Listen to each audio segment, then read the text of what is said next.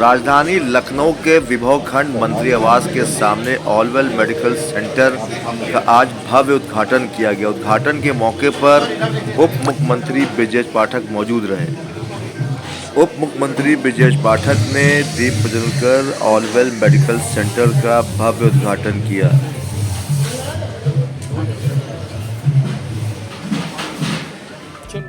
मुख्यमंत्री ब्रजेश पाठक जी का स्वागत करना चाहूँगा और साथ में उनको धन्यवाद भी देना चाहूँगा और थोड़ा वक्त निकालने के लिए हमारे लिए। हमारी ये कोशिश रही है, हम लोग इंडिया से काफ़ी दिनों से बाहर हैं, लगभग 30 साल 1987 से एक्चुअली, और तब से हमें हमेशा लगा है कि काफ़ी दूर रह रहे हैं। काफ़ी सारे का बढ़ती गई हमारी, हमेशा लगा कि नहीं है, ऑफिस आकर कुछ करना है। और आज निजी क्षेत्र में हॉस्पिटल के उद्घाटन के अवसर पर मैं डॉक्टर झा साहब को, उनके परिवार को बहुत बहुत बधाइयाँ देता हूँ, शुभकामनाएं देता हूँ। उत्तर प्रदेश राज्य में उच्च कोटि की चिकित्सा व्यवस्था सभी मरीजों को मिले, खासकर उन मरीजों को मिले जो वंचित हैं। मैंने ऐसा डॉक्टर साहब से अनुरोध किया है, डॉक्टर साहब ने भरोसा दिलाया है कि सभी मरीजों को उच्च कोटि की व्यवस्था उपलब्ध कराएंगे। हम लोगों को पिछले कई सालों में लगा है कि अब हमें वापस घर आने का वक्त हो रहा है, तो ये सोच करके हम लोग कई बार सोचते हैं, लेकिन इस बार जो है इस बार हमें लगा कि नहीं, अच्छा समय है।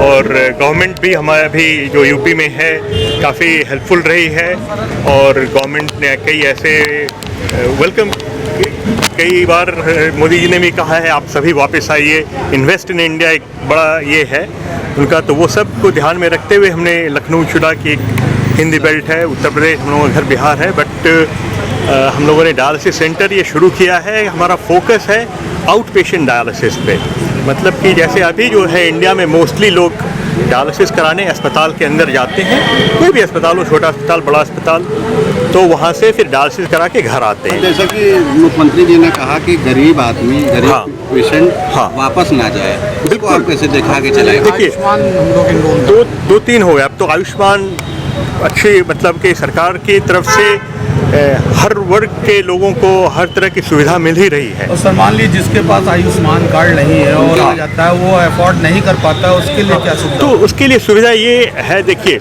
इसमें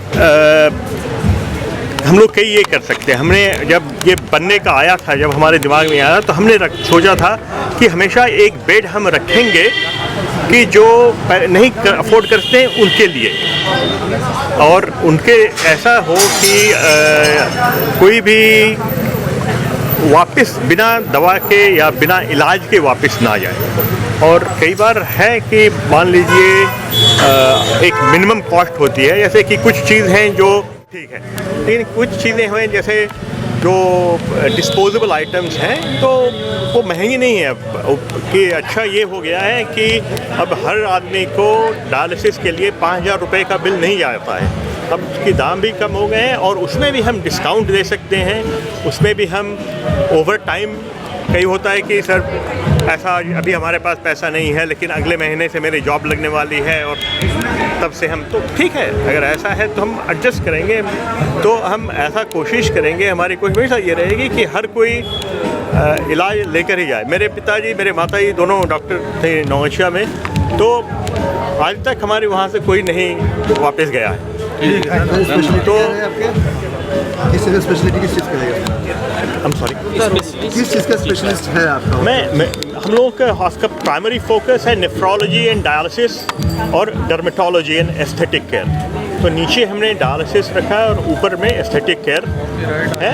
इसके की डायलिसिस एक एसेंशियल सर्विसेज में है, और डर्मेटोलॉजी में उसमें कुछ एसेंशियल्स भी हैं, कुछ नॉन एसेंशियल सर्विसेज भी होती हैं। लेकिन अब लोगों को इसकी मार्केट थोड़ा डिटरमिन करता है कि किस चीज़ की ज़रूरत है। तो कई बार लोग चाहते हैं भाई हमको यहाँ पे घाव हो गया था, उसका एक स्कार है जो मैं हटाना चाहता हूँ, तो वो हटाने के लिए क्या किया जा सकता है, तो वो भी हम लगाए हैं।